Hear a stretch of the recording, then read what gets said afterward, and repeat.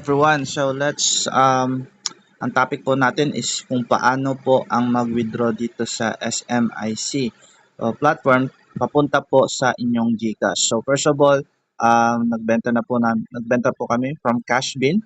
So yun po ay nag-ano po kami nag U2U market. So papakita ko lang ng mabilisan po ito yung pag U2U market. So yun po, so nag-sell po tayo noon. Nag-sell ng Cashbin. Yan. So na-sell na po natin yon. Halimbawa, nag-sell ka ng 100. Yan. So, makasit ka ng around 89.1 USDT. So, yeah. Yan na po. Naka-receive na po natin yung ating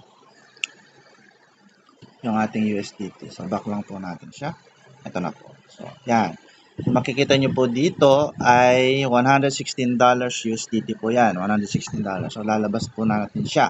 So, dito po ay ang kiklik po natin dito ay withdraw. So, click po natin ay withdraw since maglalabas po tayo ng USDT.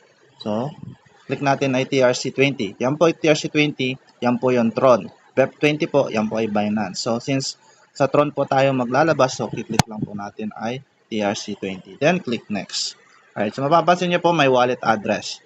So, kukunin po natin yung wallet address doon po sa ating GCash. So, kung mapapansin nyo po yung GCash, wala po siyang laman. Yan, 0. So, punta lang po tayo sa View All Services. Okay? And then, hanapin lang po natin yung Gcrypto. Okay. Right? Loading lang po. So, welcome to Gcrypto.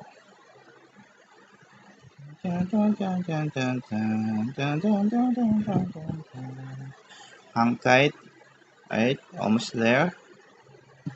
Ayan po. So, yan po ang itsura ng ating Gcrypto. So, makikita nyo po, yan ay merong portfolio value, trading wallet. So, yan po ay portfolio value pag nakapaglagay po tayo ng USDT dyan or any token or coins.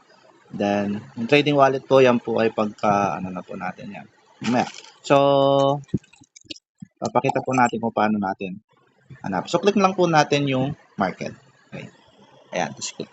USDT, so para mabilis maghanap ng USDT Tron, type lang po sa search box, USDT.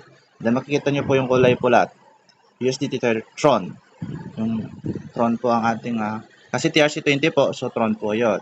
So yan, wala din po siya. So re-receive lang po dito. Kung magpapasok po tayo, i-send. Kung magre-receive po tayo ng from the platform, so receive po siya. Yan, importante po, copyin po natin yung ating ito yung sinasabing wallet address ng ating GCash. Wallet crypto address. Yan. So, yan. Ipipaste po natin siya dito. And then, amount. Kung magkano yung isi-send po natin. So, magkano ba yung ating isi-send? 116.40. 116.40. So, yan. Sabihin natin 116. Okay lang. Yan. Amount $116 and then lagay po natin yung 2FA, no? So meron po tayong network fee na 3 USDT. So yan, USDT TRC20 wallet address, amount $116, tapos yung 2FA po as usual dito po natin siya makikita sa ating authenticator. Yan. So pwede sa inyo po, pwede po yung Google Authenticator. So yan, so po natin dito. Paste natin and then preview. Ayan. So, yan. Naka-preview na po siya. Double check nyo lang po bago i-send. Alright.